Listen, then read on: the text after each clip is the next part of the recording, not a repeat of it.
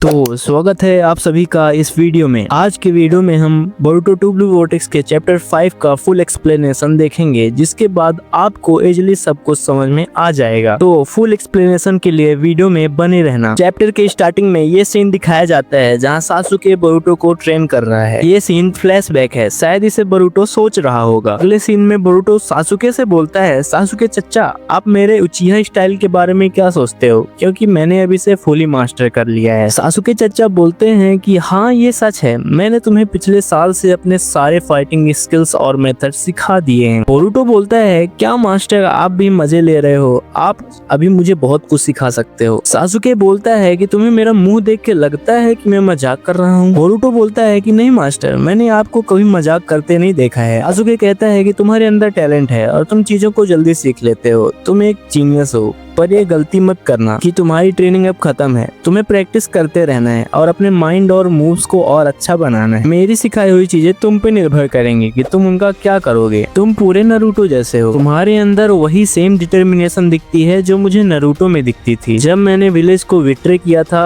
और नारुतो ने मुझे सही रास्ते में लाया था। इससे मुझे कोई मतलब नहीं है कि तुम कौन हो। अब मुझे समझ आ रहा है कि क्यों सारडा ने मुझे तुम्हारी हेल्प करने के लिए बोला। कुछ तो हो रहा है जिसे तुम्हें और सारडा को डील करना पड़ेगा, बस इसीलिए मैंने तुम्हें सब सिखाया। अब सीन चेंज होता है और इस सीन में दिखाया जाता है सासुके और बोरुटो की फाइट कोड के साथ। इस सीन में सासुके ने कोड की एक आंख फोड़ दी है। अगले सीन में सासुके बोरुटो को भागने के लिए बोल रहा है। देन बोरुटो बोलता है कि ऐसे कैसे मैं भाग जाऊं मास्टर, मैं आपको छोड़ नहीं सकता। सासुके भैया बोलते हैं कि ध्यान से सुनो, ऐसा कोई रास्ता नहीं है कि अभी हम ये फाइट जीत जाएंगे, तो इसीलिए भाग जाओ तुम। किसी भी हालत में तुम जिंदा रहना और जितना कुछ मैंने तुम्हें सिखाया है उसे और मजबूत करना। उसके बाद तुम्हें कोई नहीं हरा पाएगा और बोरुटो मेरे बदले सारडा की देख रेख करते रहना। देन कोड अटैक कर देता है और सासुके पूरी आर्मी के साइड अकेले ही बढ़ जाता है ताकि बोरुटो वहाँ से भाग सके। देन कुछ समय के बाद बोरुटो उस फाइटिंग वाले प्लेस पे आता है सासुके को देखने के लिए और वो आके देखता है कि क्लॉक राइम कटे पड़े हैं और सासुके एक ट्री के अंदर फंसा हुआ है। फिर बोरुटो सासुके के पास चला जाता है और सासुके की कटाना को ले लेता है। फिर कटाना को रखते हुए बोलता है कि मैं समझ गया सासुके चच्चा, मेरा मतलब मास्टर। इस सीन में एक सीरियस बोरुटो को दिखाया जाता है। इसी पॉइंट में बोरुटो कूल एंड काम बन जाता है। अगले सीन में कोनोहा को दिखाया जाता है जहाँ पर कोनोहा मारू कोशिका डाई लोग बुलाते हैं एक ट्री को दिखाने के लिए। ट्री के अंदर मोएगी फंसी हुई थी। उसके बाद चोचो बोलती है कि मैं उसे नहीं छोड़ूंगी जिसने ये किया है,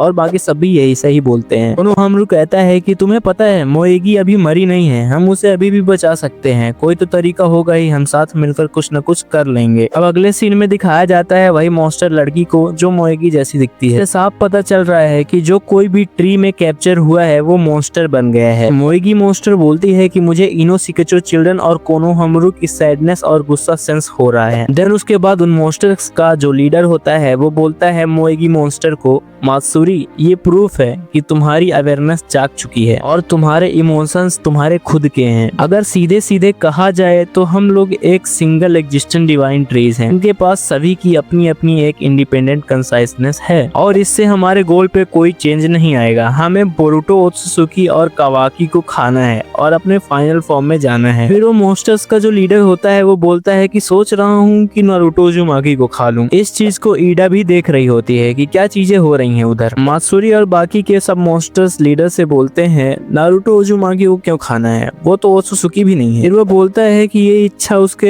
एवोल्यूशन के कारण उठ रही होगी और वो बोलता है कि ध्यान से सुनो, तुम्हारा पर्सनल टारगेट तुम्हारे पास आना चाहिए समय से। मात्सुरी बोलती है तो सबसे पहले माइंड में कौन आ रहा है। इधर ईडा से डीमन बोलता है कि क्या हुआ, क्या बात है। मात्सुरी बोलती है कि मैं कोनोहामारू को खाना चाहती हूँ। इतने में सासुके का जो मॉन्स्टर होता है वो लीडर मॉन्स्टर को बोलता है जूरा, मेरा एक सवाल है, हम लोग आखिर क्या चीज हैं। जूरा बोलता है कि ये जरूरी नहीं है कि हम क्या हैं, जो करना है हमें वो ज्यादा जरूरी है। तो हिडारी तुम्हें बाद में खुद पता चल जाएगा। इधर ईडा अपने सेनरिगान से सब कुछ देख रही है। उसको फाइनली पता चल गया है कि क्लॉक राइम से जो ट्री में फंस गए थे अब वो ये मॉन्स्टर्स बन गए हैं। इतने में बुड्ढा उठता है और ईडा की ओर जाने लगता है। बग बोलता है ईडा से कि तुम मुझे देख रही हो ना ईडा, मेरा टारगेट तुम हो। ईडा के हाथ से उसकी ड्रिंक नीचे गिर जाती है। सासुके का जो मॉन्स्टर होता है हिडारी, वो बोलता है कि मेरा टारगेट है सारडा उचिहा। फिर सीन शिफ्ट होता है अमाडो की लैब में जहाँ अमाडो क्लास रेप से बोलता है कि क्या हुआ, तो वो बोलती है कि बोरुटो 3 साल बाद वापस आया था और उसने कोड के हमले से कोनोहा को प्रोटेक्ट भी किया, फिर भी लोग उसके पीछे पड़े हुए हैं। यहाँ पे एक और चीज रिवील होती है कि अमाडो अपनी बेटी अकेबी को रिवाइव करना चाहता है with the help of Kawaki's karma. Amado को ये पता चल गया है कि जो रियल कर्मा है वो बोरुटो का नहीं बल्कि कावाकी का है, जिसमें उसकी बेटी अकेबी का डिटेल्स है। उसे पता चल गया है कि किसी ने उसकी मेमोरी को रिटर्न कर दिया है। इस चीज को शिकामारू देख रहा होता है। देन सीन शिफ्ट होता है क्लास रेप और साल्डा, जहाँ पे बात कर रही होती हैं ओमनीपोटेंस के बारे में कि कैसे लोग बोरुटो को नहीं बल्कि कावाकी को लॉर्ड होकागे का बेटा मान रहे हैं। इतने में एंट्री होती है हमारे बोरुटो भैया की, जो बोलता है कि सासुके चच्चा मुझ पे भरोसा करते थे, अपनी मेमोरी पे भरोसा न करते हुए अपनी लाइफ को रिस्क में डाला, मेरी लाइफ बचाने के लिए और तुम्हारी जान बचाने के लिए। इतने में एक खतरनाक सीन देखने को मिलता है,